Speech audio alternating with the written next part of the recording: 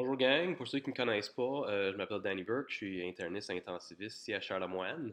La présentation aujourd'hui, c'est l'utilisation de l'échographie au chevet pour l'évaluation des thrombophlébite proximales et profondes chez vos patients, idéalement pour les diagnostiquer avant qu'ils se ramassent avec des gros caillots comme ça dans l'oreillette droite et le VD qui vont vous donner plein de problèmes. Plan assez standard, on va parler de la technique et de l'anatomie veineuse pertinente, quelques pièges à éviter, et on va conclure. Euh, Avant de rentrer dans la présentation, ben, est-ce que nous, simples internistes, intensivistes, autres types de IS qu'on va devenir, est-ce qu'on devrait évaluer pour les thrombophlébites profondes chez nos patients? Ben, la réponse, on ne passera pas 2 heures là-dessus, mais la réponse c'est oui. Ça nécessite un minimum de formation, des fois aussi court que 10 minutes, allant jusqu'à 2 heures et quelques examens supervisés. Mais comme vous pouvez le voir, les taux de sensibilité et de spécificité qui se ressemblent assez rapidement aux statistiques des radiologistes. Fait que c'est ça. Suivi Barack, et oui, on peut. Donc, point de vue technique, on va utiliser la bonne vieille sonde linéaire. Vous connaissez bien, que vous utilisez pour mettre les voies centrales. Rarement, on va parler d'utiliser la curvilinéaire ou la sonde abdo chez les personnes qui ont des veines très profondes. Je vous dirais que surtout en débutant, si les veines sont très profondes, l'examen va être difficile et je ne vous conseille peut-être pas euh, de faire l'examen dans ces cas-là et de les référer justement au radiologiste. Puis l'examen comprend deux modalités. La première chose, c'est juste la visualisation de la veine. Comme on peut voir ici, juste à la regarder, on voit que dans la veine qui est à côté de notre artère, qu'il y a du matériel échogène à son sein. Donc, haha, il y a une thrombophlébite.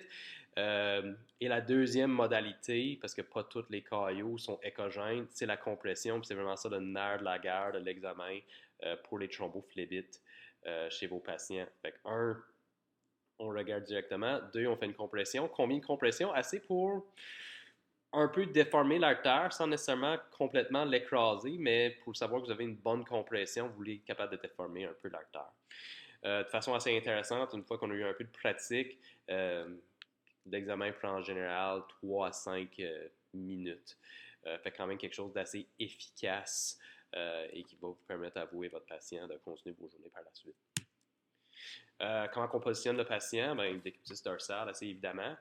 Puis après ça, on les met en position grenouille. Fait que ça veut dire, c'est flexion et rotation externe de la hanche avec la flexion au genou. De façon intéressante, la mobilité qu'on met avec la hanche, ça va permettre aux vaisseaux d'être plus superficiels et donc plus facilement accessibles pour l'examen. Puis même, ça va les gonfler un peu, fait que ça va être un peu plus facile et ça nous donne une bonne accessibilité à la fausse poplité ici pour continuer notre examen. Si vous voulez être gentil, vous pouvez mettre un petit oreiller derrière le genou de vos patients pour leur confort.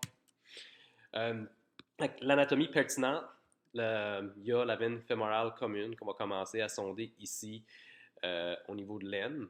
Assez rapidement, on va voir un embranchement avec la grande saphène qui va partir ici médialement. Lorsqu'on va descendre, il va y avoir un autre petit point ici qu'on va parler à la bifurcation des artères. Il y a une petite veine qui part ici qui s'appelle la perforatrice latérale. Un peu plus bas, il y a la veine fémorale commune qui va devenir la veine fémorale, juste veine fémorale. Avant, ça s'appelait la veine fémorale superficielle, mais maintenant, on l'appelle juste la veine fémorale. Et il va y avoir la veine fémorale profonde qui va partir, qui est assez difficile à voir avec l'écho parce qu'elle est quand même très, très, très profonde et qu'on ne va pas examiner pour le reste. Ça, c'est la première zone de l'examen. Une des deux zones, quand on parle d'examen, deux zones. Par la suite, une fois qu'on a eu cet embranchement-là entre les deux veines fémorales, on peut continuer à sonder la veine fémorale pour se rendre éventuellement à la veine poplitée. Et finalement, pour finir notre examen de thrombophlébite profonde, on va se rendre jusqu'à la bifurcation, que la veine poplitée devient les veines tibiales antérieures, postérieures et la veine péronnière. Quand on parle d'examen de deux zones, comme je vous disais, on parle de la zone de la veine fémorale commune jusqu'à l'embranchement où la veine fémorale et la veine fémorale profonde prennent naissance, et la deuxième zone qui va être au niveau de la veine poplitée jusqu'à sa trifurcation.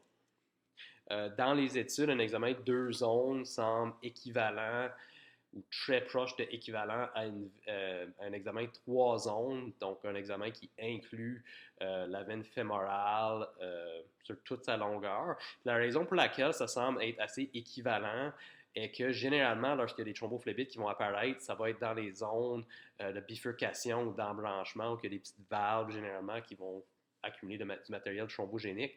Il y a peut-être, dépendamment des études, on pourrait manquer à peu près un 5% de thrombophlébite si on ne sonde pas cette zone-ci. Comme je vous dis, la majorité des études ne semblent pas démontrer ça. Donc, de façon un peu plus graphique, si on veut, la veine fémorale commune, un premier point avec la grande saphène, on descend un peu, l'artère va bifurquer, puis on va se ramasser avec deux artères. À ce niveau-là, il va y avoir une autre veine qui va prendre embranchement, qui est une perforante latérale. On descend encore un peu, puis la veine fémorale commune devient la fémorale profonde et la fémorale, anciennement fémorale superficielle. Et la deuxième zone, ben, on a la poplité, qu'on va voir dans le plus poplité, et qui va faire une trifurcation. Donc, à quoi ça a l'air tout ça? On sort notre petite sonde linéaire. On active notre faisceau écho. Important de se mettre en mode vasculaire ou vasculaire veineux pour faire l'examen, justement pour essayer de vous donner la meilleure chance de visualiser ce que vous avez besoin de visualiser. Et généralement, comme toute chose en échographie, vous allez vouloir que les structures d'intérêt soient pas mal au centre de l'écran. Quand on va être au niveau de la veine fémorale commune proximale, ben, il va y avoir la veine fémorale commune et l'artère fémorale commune. À l'écho, ça ressemble à quoi? Ben, ça ressemble à ça. L'artère qui est latérale et la veine qui est médiale. Et lorsqu'on la comprime, on voit que les deux parois se touchent. Ça nous fait un petit clin d'œil. En anglais, on appelle ça le wink sign. Si vous êtes capable de la comprimer comme ça veut dire qu'il n'y a rien à l'intérieur. Pas si on croit qu'il n'y a rien à l'intérieur, mais c'est vraiment la compressibilité qui exclut la présence de thrombophlébite à ce site-là. Donc, examen positif ici, fait que déjà, c'est le même examen que tantôt. On voit qu'il y a l'artère, il y a la veine, du matériel hyperacogène à l'intérieur. Quand on essaie de la comprimer, elle ne se comprime pas. Bang, you're done. Il y a une thrombophlébite proximale. Si on descend un peu, on arrive à l'embranchement avec la grande saphène qui va apparaître comme une petite ouverture, généralement avec des petites structures valvulaires ici, entre la fémorale commune et la grande saphène. Fait à l'écho, à quoi ça ressemble? Ben, on a la veine fémorale commune ici. On voyait qu'il y a une petite paroi ici qui est une valve entre les deux, puis la grande saphène qui apparaît là. Fait qu'on effectue une comprimation ici. Ça se comprime bien. Cool. La grande saphène est une veine superficielle, mais vu sa proximité avec la veine fémorale commune, généralement, on va la sonder, même dans l'examen pour les thrombophlébite profondes, sur ses premiers 3, peut-être 5 cm, parce que les thromboses à ce site-là sont quand même un peu plus à haut risque de devenir des thrombophlébite profondes et d'emboliser. Fait que, prochaine étape, on va sonder un peu plus dans la grande saphène. Essentiellement, on va l'avoir un peu séparée de la veine fémorale commune. On ne va pas très loin, mais on voit ici qu'on est capable de la comprimer de façon assez facile. En revenant sur notre veine fémorale commune, on descend maintenant au site de la bifurcation entre l'artère fémorale commune qui devient la superficielle et la profonde, qui va nous donner un signe, pour ceux qui aiment Disney, le signe du Mickey Mouse, avec les deux oreilles de Mickey et son visage. Encore là, on effectue une compression. Les parois de la veine fémorale devraient être capables de se toucher assez facilement. Et voilà. Si on descend un peu plus entre les deux artères, généralement, il va y avoir une branche qui va apparaître ici, pas tout le temps, mais généralement, qui est une perforante latérale, qui est un autre site d'embranchement, donc un autre site où c'est important de s'assurer qu'il n'y a pas de thrombophlébite. On la voit apparaître ici. Et on va effectuer une compression. Et on voit que ça se comprime quand même assez bien. Parfait. On continue, fait qu'on va descendre encore un petit peu plus sur la jambe. Ici, ça va l'air être un gros saut, mais généralement, ça va être à peu près 1 ou 2 cm. Puis notre veine fémorale commune va devenir la veine fémorale et la fémorale profonde, qui va apparaître comme un petit embranchement en postérieur. Fait qu'on voit ça ici, fait que fémorale commune. On voit qu'il y a quelque chose qui apparaît ici, qui est la fémorale profonde qui est en train de faire bifurcation. Et on s'assure que le tout est compressible. Cool. Fait que, comme je vous disais, ça fait la première zone. J'ai tendance quand même à sonder la veine fémorale qui est assez facilement accessible. Puis je vais vous montrer à quoi ça a l'air, mais essentiellement, une fois qu'on est arrivé à la veine fémorale, après sa bifurcation avec la veine fémorale profonde, on va comprimer à peu près à tous les 1 ou 2 cm en descendant la jambe. Fait que de quoi ça a l'air? On a notre artère qui est ici. On voit notre veine ici, on voit la veine fémorale profonde ici qui est un peu plus profonde. Des fois, les affaires sont bien nommées en anatomie. On effectue une compression, ça se comprime assez facilement. On effectue une compression, ça se comprime assez facilement. On voit que c'est en train de devenir un peu plus profond, fait que l'examen devient techniquement un peu plus difficile, d'où une des raisons pourquoi ça peut être omis, surtout qu'il n'y a pas une majorité des thrombophlébite qui sont là, mais l'examen ressemble assez. Jusqu'à temps qu'on arrive dans notre premier piège qui s'appelle le canal des adducteurs ou le canal de Hunter, qui est cette zone ici, à peu près au tiers distal de la cuisse, où les structures vasculaires et nerveuses vont plonger à l'intérieur des muscles adducteurs. Ils vont être recouverts, fait qu'ils vont être beaucoup plus profonds et recouverts par les structures assez dures qui sont les muscles, fait que ça va être plus difficile de les comprimer, ce qui mène à un taux de faux positif qui peut être quand même assez élevé. Au labo de vasculaire, ils vont faire des interrogations avec le Doppler couleur. Honnêtement, le risque de thrombophlébite à ce site-là est quand même assez faible. Fait que souvent, le plus safe est peut-être juste d'omettre cette zone-là et de tourner vers le creux poplité. À quoi ça a l'air si jamais vous essayez de sonder à cette zone-là? On voit l'artère, on voit la veine, c'est compressible, on descend un peu plus, on voit qu'il commence à avoir un peu plus de muscles qui recouvrent nos structures vasculaires. Oh, encore un peu plus de muscles, c'est encore compressible. Mais au fur et à mesure qu'on continue à aller distalement sur le membre inférieur, c'est plus difficile de voir les structures vasculaires, le muscle devient de plus en plus épais, puis même quand on est capable de les voir, on essaie de comprimer, puis la compression, elle se fait juste pas très bien. C'est ma jambe, je vous assure, il n'y a pas de thrombophlébite, fait que, comme je vous dis, un bon exemple de possibilité de faux positif. Fait que maintenant, on tourne de bord, on va sur le creux, dans le creux poplité, fait que sur la face dorsale du membre inférieur. Un petit mnémotechnique qu'on a, c'est la pop est sur le top. C'est spécial, fait que ça veut dire, c'est que la veine poplitée par-dessus de l'artère poplitée. Toujours est-il, fait que la veine est superficielle, fait que vous allez voir la veine ici, l'artère ici. À l'échographie, à quoi ça a l'air? On a notre veine, on a notre artère. Oh, on essaie de comprimer. Oh, mais c'est bizarre, ça se comprime pas. Oh, c'est bizarre, on dirait qu'on voit quelque chose d'hyper échogène à l'intérieur de la veine aussi. Donc, c'est un examen positif, je vous assure, c'est pas moi. C'est un patient que j'ai eu jadis. Donc, l'examen diagnostique, encore une fois, contre une thrombophlébite profonde. Cool! À quoi ça a l'air quand il n'y a pas de thrombophlébite? On voit la veine ici. On voit l'artère un peu plus distalement, qui devient un peu plus facile à voir lorsqu'on effectue la compression. Et on voit les deux parois qui se touchent. On descend un peu plus distalement au niveau du membre inférieur jusqu'à la trifurcation. Puis ça que vous allez voir, c'est comme deux veines qui apparaissent.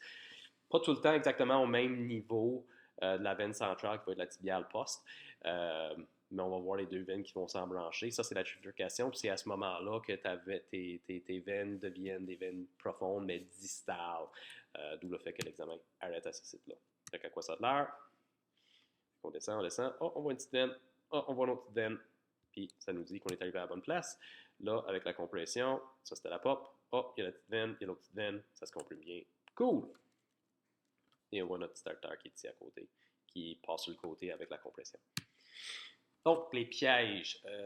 Vu que c'est un examen qui dépend fortement de la compression, il faut savoir bien comprimer. Fait que la bonne façon de comprimer, c'est en ayant un angle de 90 degrés avec la veine qui devrait être dans le centre de votre écran. Pour savoir la force que vous avez besoin, vous devriez être capable de voir une indentation sans une oblitération complète de l'artère. Les autres faux positifs que vous pouvez avoir, les adénopathies, qui peuvent être hypoéchogènes et avoir de l'air rond sur l'écho, fait qu'important de les chercher. L'autocontraste et sinon les thromboses chroniques. Fait qu'ici, on voit un exemple. Fait qu'on voit la veine ici et on voit qu'il y a du matériel échogène à l'intérieur, mais qui a de l'air à bouger de façon assez intéressante. On en voit ici dans la grande saphine également. Et lorsqu'on effectue la compression, ça se comprime assez bien complètement. Fait que ça, c'est de l'autocontrast. Ça veut dire qu'il y a un flot stagnant dans les structures veineuses. Fait qu'on peut voir ça avec une insuffisance cardiaque sévère, insuffisance veineuse sévère, hypertension pulmonaire, etc. Fait que c'est pas de la thrombophlébite. Ça peut être un risque de thrombophlébite, mais n'est pas une indication en tant que telle pour du traitement. L'autre chose qu'on voit sur cet examen, on va juste attendre d'y arriver. On va le voir apparaître ici.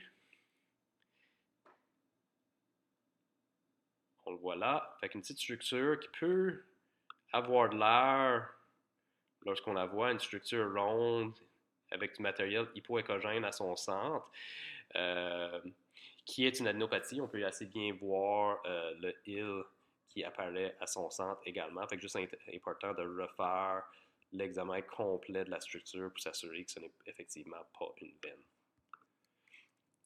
Ici, c'est une patiente qui avait déjà un antécédent de thrombophlébite et que je faisais un examen parce qu'elle avait des symptômes contralatérales et d'intérêt. Ben, ça me tentait de regarder.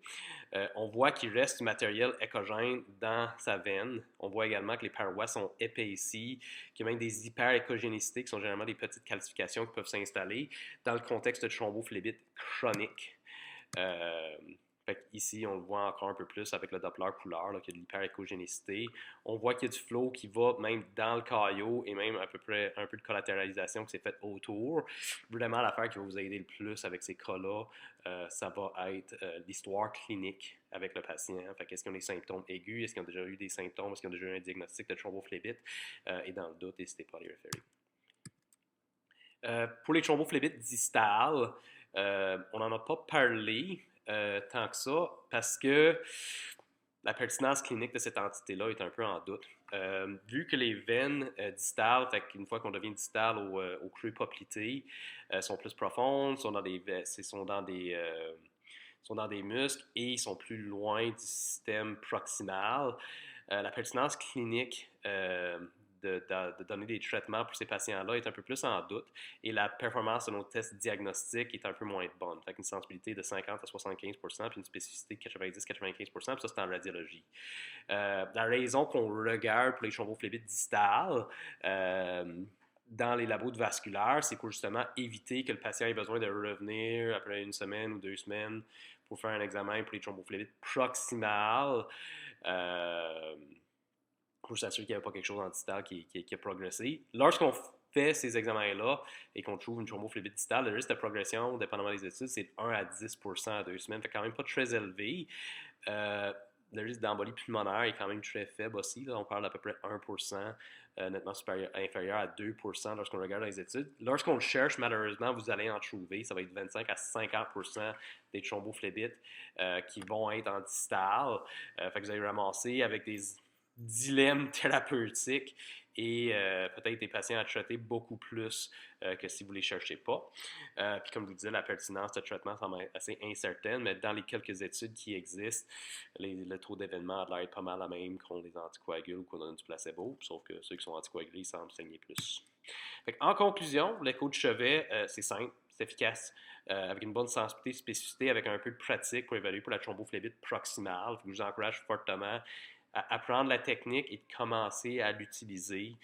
Et c'est quelque chose qui devrait être, comme beaucoup de choses en échographie, ciblé à la portée de main de la majorité des médecins qui évaluent les patients pour les thrombophlébite. Surtout quand vous allez commencer, plus les cas sont difficiles, plus vous êtes incertain, plus vous avez des doutes, c'est un examen techniquement difficile, etc. N'hésitez pas à demander à nos radiologistes pour complémenter votre examen et faire une échographie formelle. Souvent, dépendamment des systèmes d'archivage que vous allez avoir aussi, si l'examen est positif, ben, il faut trouver une façon de les mettre dans le système, fait que ça se peut que vous me demandez un Doppler compréhensif anyway. Puis, surtout quand on commence, comme toutes les affaires qui sont échographie ciblée, vous voulez surtout essayer de trouver des positifs.